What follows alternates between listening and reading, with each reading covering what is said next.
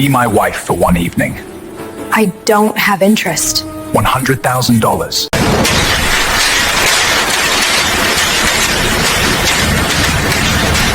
She needed money. He needed a wife. But when her son's life hung in the balance, a blood test would reveal a secret that neither of them saw coming. Desmond Doss stood at the floor-to-ceiling windows of his penthouse, staring at the city below. In 7 days, the Westbrook deal would either make him the most powerful real estate mogul on the East Coast, or destroy everything he'd built. There was just one problem. His lawyer's voice echoed in his mind. They want to meet your wife, Desmond. The Westbrooks are old money, traditional. They don't trust bachelors with their legacy properties. Without a wife at that gala, this deal is dead. Desmond had built his empire alone. He didn't need anyone. But he needed this deal. That's when fate walked into his favorite coffee shop. Sarah Paulson wiped down tables at Rosie's cafe, her mind calculating numbers that never added up. Rent, 3 weeks overdue. Electricity bill, final notice. Her son's medical insurance, canceled. She glanced at her 2-year-old son in the corner, his toy dinosaur missing a leg, his shoes too small. He was almost 3 now, with dark curly hair and eyes that reminded her of a night she tried hard to forget. A night that had given her Noah, and a lifetime of struggling alone. "Mama, I'm hungry," Noah called out. "Just a few more hours, baby. Then we'll go home and I'll make your favorite," she replied, not mentioning that favorite was whatever she could afford at the discount store. Desmond noticed her first. Not just her beauty, though she was striking even in a tired cafe uniform. He noticed how her hands trembled slightly as she counted tips, how she smiled at her son despite the exhaustion in her eyes, how she quietly slipped an extra cookie into a homeless man's coffee order when her manager wasn't looking. He'd been looking for someone desperate enough to take his offer. But seeing her with that child for a moment he hesitated. Then his phone buzzed. Another message from his lawyer. 6 days left. He approached her table as her shift ended. "I have a proposition for you." Sarah looked up at the man in the expensive suit, every instinct telling her to walk away. Men like him didn't talk to women like her unless they wanted something. "I'm not interested," she said, gathering her things. $100,000. She froze. "I need a wife for one evening. A business event. You smile, wear a dress, convince some people we're married. 6 hours of your time. Then we never see each other again." Sarah's heart pounded. That money could change everything. But why me? Desmond had prepared an answer about her looking trustworthy, believable. Instead, he found himself being honest. "Because you look like someone who needs this as much as I do." Sarah looked at Noah, coloring quietly with a worn crayon. She thought about the eviction notice, the empty fridge, his birthday next month that she couldn't afford to celebrate. "I need to think about it." "You have 24 hours, Desmond said, sliding his card across the table. "After that, I find someone else." That night, Sarah stared at the card. Desmond Doss. A phone number that could solve all her problems. Noah coughed in his sleep, that same cough that had been getting worse. The cough she couldn't afford to have checked out. She made the call. Rule number 1. We met at a charity auction 2 years ago. Rule number 2. We got married in a small ceremony in Vermont. Rule number 3. You love classical music and I pretend to understand art. They sat in Desmond's office, going over their backstory. Sarah felt completely out of place in the leather chair, surrounded by awards and photos of Desmond with politicians and celebrities. "This is ridiculous," she muttered. "No one's going to believe you married someone like me." "Someone like you?" Desmond asked. "Someone who serves coffee for a living. Someone whose nicest dress came from a thrift store. Someone real." Desmond interrupted. "That's exactly why they'll believe it." Their eyes met, and for a moment, something passed between them. Then Sarah looked away. "We should practice. I need to know how to act like your wife." Over the next 5 days, they met every afternoon. Desmond taught her which fork to use at formal dinners. Sarah taught him that not everything had to be controlled and perfect. Noah was always there, playing in the corner of Desmond's office. At first, Desmond ignored the child. He'd never been around kids, didn't know what to do with them. But Noah was persistent. Mr. Doss, look. It's a T-Rex. That's nice, Desmond replied stiffly. He eats people. Roar.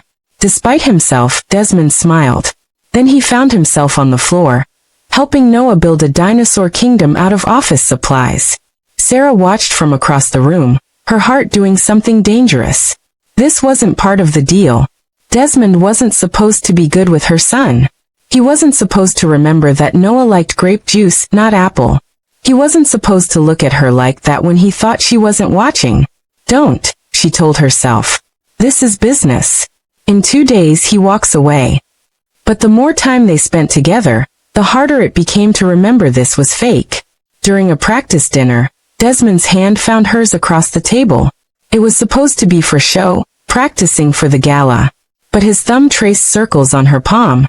And neither of them let go even after the practice was over. Tell me something real, Desmond said quietly. Not the backstory. Something true. Sarah hesitated. Noah's father, I only knew him for one night. A conference 3 years ago. I was working as a server at the hotel bar. We talked until sunrise. It felt like I'd known him forever. Then I woke up and he was gone. I never even got his last name. Desmond's jaw tightened. He's an idiot. Maybe. But he gave me Noah. I can't regret that. What if he had stayed? Would you have wanted him to? Desmond asked. Sarah looked at him, really looked at him. I don't know. That night felt like a dream. Real life is messier than dreams. Yeah, Desmond said softly. It is. The night before the gala, Sarah put Noah to bed in their tiny apartment. He was fussy, warmer than usual, but she chalked it up to the excitement of the past few days. Her phone buzzed. Desmond's message read, "Ready for tomorrow?" Sarah typed back, "As ready as I'll ever be, though I still think they'll see right through us." "Sarah?" came his reply. "Yes." There was a long pause. Then, "Thank you for doing this." Sarah stared at the message, her thumb hovering over the keyboard. She wanted to say so many things. That she'd missed their afternoon meetings. That Noah asked for Mr. Doss at bedtime. That somewhere in the past 5 days, this stopped feeling like pretend. Instead she typed, "It's just business, right?" His response came immediately. Right. Just business. Neither of them believed it. Sarah had never seen anything like the Grandview ballroom. Crystal chandeliers, champagne towers, people dripping in diamonds and designer labels. She felt like an imposter in her borrowed gown, but then Desmond took her hand. "You look beautiful," he whispered. And the way he said it, like he meant it, like this wasn't part of the act, made her breath catch. They moved through the crowd seamlessly. Desmond introduced her as his wife, and Sarah played her part perfectly. She laughed at the right moments, asked thoughtful questions, touched Desmond's arm with just enough affection to seem real. Because it was starting to feel real. Mr. Westbrook, the silver-haired investor, pulled Desmond aside. "I have to say, Doss, I had my doubts about you. But seeing you with your wife, there's something different about you. Softer. More human." "She has that effect on me," Desmond said, his eyes finding Sarah across the room. "Hold on to her," Westbrook advised. "Women like that don't come around twice." Desmond was about to respond when he saw Sarah's face go pale. She was checking her phone, her hand trembling. She rushed over to him. "Desmond, I have to go. Right now."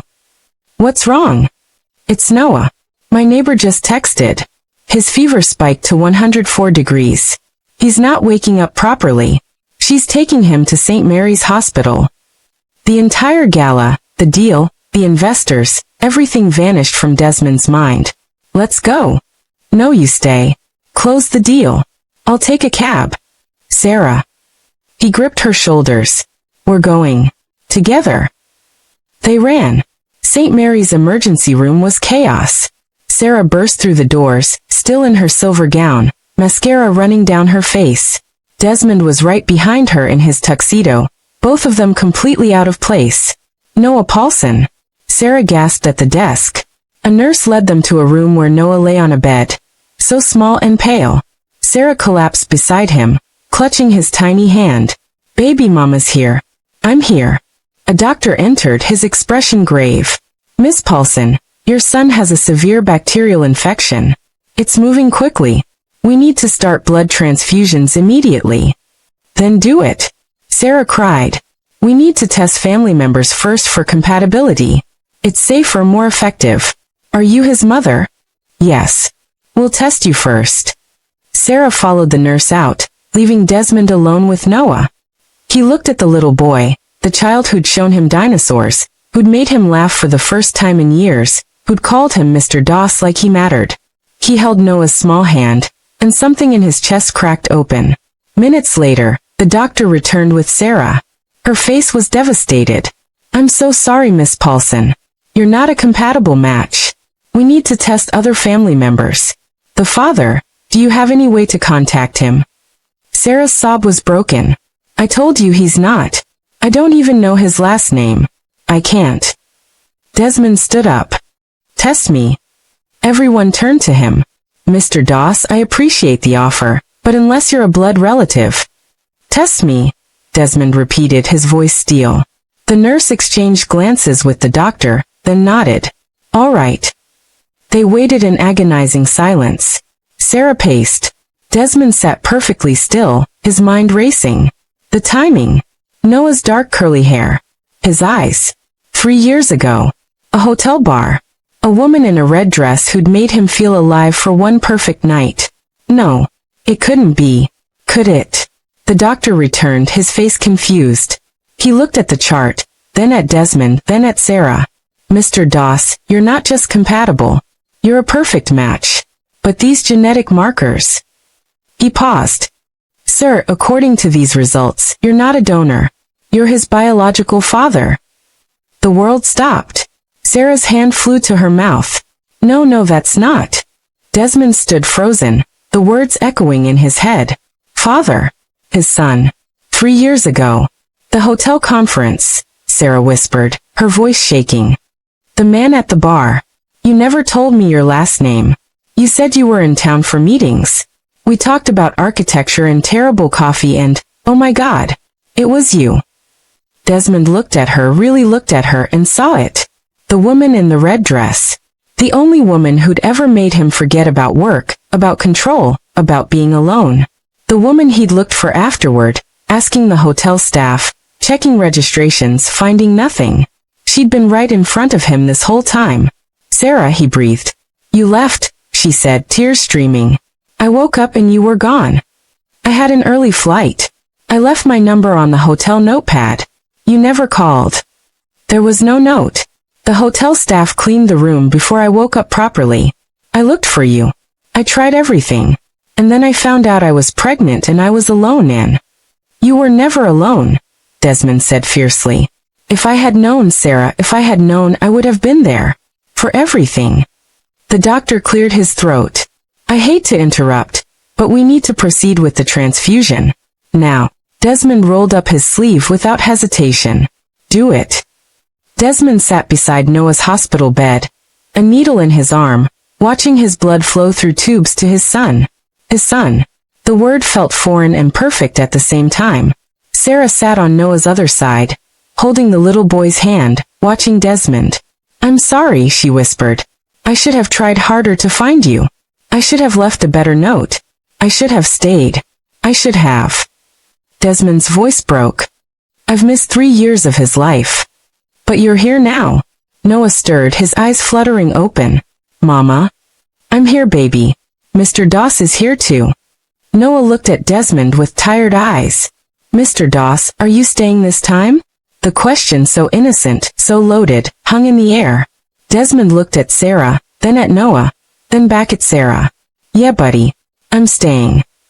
6 months later, the deal with Westbrook had eventually gone through. Desmond had called him from the hospital, explained everything, and Westbrook had laughed and said any man who'd run out on a gala for his kid was exactly the kind of man he wanted to do business with. But Desmond barely remembered closing that deal. The months that followed were a blur of doctor's appointments, bedtime stories, teaching Noah to ride a bike, and falling completely, irrevocably in love with Sarah. Not the fake wife version. The real one. The one who snorted when she laughed. Who burned toast. who sang off-key to Disney movies, who was fierce and strong and had raised their son alone without ever asking for help. One evening, as Noah played with his dinosaurs, now with 2 legs thanks to Desmond's credit card, Desmond pulled Sarah aside. "I need to ask you something." Sarah's heart raced. "Okay." Desmond pulled out a ring. Not the flashy one he'd bought for their fake arrangement. This one was simple, elegant, with a small diamond that caught the light. "I asked you once to be my fake wife for one night. That was the stupidest deal I ever made." Sarah laughed through sudden tears. "So I'm asking you again, Sarah Paulson. Not for a night. Not for a deal. But for real, for forever. Will you marry me? Not because we have to, but because I can't imagine my life without you in it." Sarah looked at him. This man who'd started as a stranger, become a deal, turned into her son's father, and somewhere along the way, became her everything. "Yes," she whispered. "Yes." Noah looked up from his dinosaurs. "Does this mean Mr. Doss is staying forever?" Desmond scooped him up, then pulled Sarah into his arms. "Forever and ever, buddy." "Good," Noah said matter-of-factly. "Because you're really good at the dinosaur voices." Sarah and Desmond laughed, holding each other, holding their son, holding the family that fate had brought together in the most unexpected way. What started as a transaction became a revelation, and the revelation became a love story. Because sometimes the best things in life aren't planned. They're discovered. And when you find them, you hold on with everything you've got. Did this story have you on the edge of your seat? Hit that subscribe button so you never miss our emotional billionaire romances. Drop a heart in the comments if you believe some people are destined to find each other, no matter what. And tell us, did you guess the twist before it happened? Comment bilou? Check out our playlist for more stories that will make you believe in fate. New romance every day. See you in the next one.